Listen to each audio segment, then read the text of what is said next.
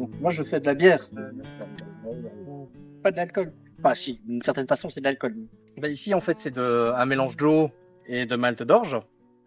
Voilà, donc je vais d'abord l'apporter à une certaine température pour pouvoir extraire tous les sucres qui sont contenus dans les céréales. Après ça, je vais faire une filtration pour juste récupérer le liquide. Et c'est ce liquide-là qui partira en fermentation. Donc c'est par la fermentation qu'on va créer de l'alcool. L'alcool, c'est quoi? C'est de la dégradation de sucre par la fermentation en alcool.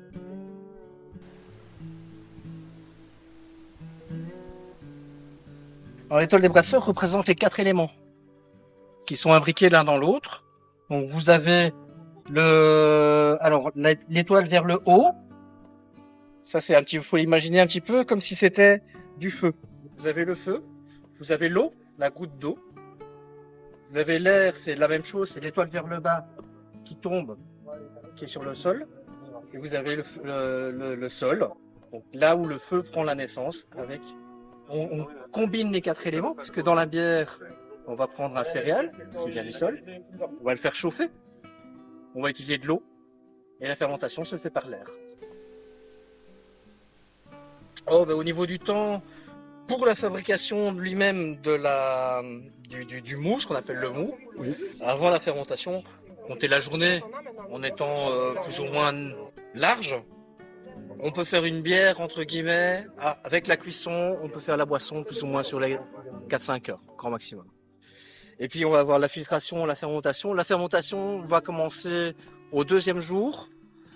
Et là, ça va être en fonction de la teneur en sucre, donc la quantité de grains qu'on va avoir mis au départ, on va jouer sur la fermentation. Au plus il y a de grains, au plus il y a de sucre dans le liquide, au plus il y a de sucre, au plus il y a d'alcool. Et donc au plus long peut être la fermentation. Ça, c'est la différence par rapport au vin. Le vin, lui, on va faire une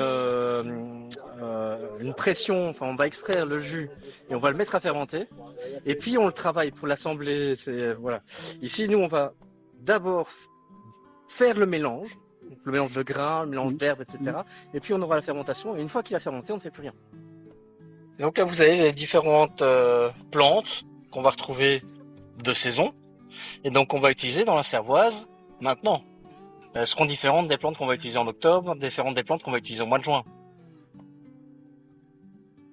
Donc ici vous avez de la tanésie, de la grande absinthe, de la marjolaine, de l'aquilée millefeuille, du serpolet et du thym. Voilà. C'est aussi du coriandre, des pelures d'orange amère et de la cannelle. Ça, ce sont les épices qu'on peut utiliser en dehors des herbes. Et donc, comme c'est des plantes qui vont être séchées, la question c'est de savoir quand est-ce qu'on va les cueillir pour les faire sécher. Est-ce qu'on va les cueillir avant l'inflorescence, après l'inflorescence? Après l'inflorescence, c'est le moment où tous les huiles essentielles, les arômes vont se concentrer dans la plante. Est-ce qu'on va faire ça avant, là, au moment où elle va être en plein épanouissement? Donc ça, c'est la question au niveau de la conservation de la plante. Mais on va principalement brasser, du moins pour les bières, en hiver. Entre les deux Saint-Jean, ils appellent ça. Donc, non, entre Saint-Georges et Saint-Jean, pardon. C'est pas entre les deux Saint-Jean, c'est entre Saint-Georges et Saint-Jean. C'est le moment où la température dans la journée est généralement en dessous de 15 degrés. Pourquoi? Parce que la fermentation se fait par les levures qui sont dans l'air. Si on est au-dessus de 15 degrés, on peut avoir d'autres choses qui arrivent. On peut avoir des mauvaises levures, on peut avoir des bactéries aussi qui viennent se placer. Et donc, plus on a une température basse, au plus on a de facilité de fermentation et d'avoir une levure qui va bien faire sa fermentation, puis d'avoir une fermentation lactique, on va plutôt avoir une fermentation alcoolique. Si vous la brassez en été, il faut être beaucoup plus, j'allais dire spécieux, il faut être plus concis, plus attentif à ce qu'on fait quand on fait une bière en été, et surtout contrôler la fermentation dans le tonneau.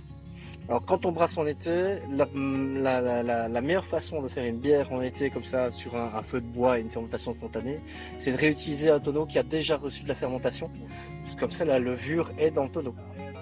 Voilà. Donc on n'a pas besoin d'attendre que la levure se dépose dedans, elle est dans le tonneau, et donc là on a moins de risque d'infection. C'est ce qu'on appelle maintenant une infection. Au Moyen-Âge, on n'appelait pas ça une infection.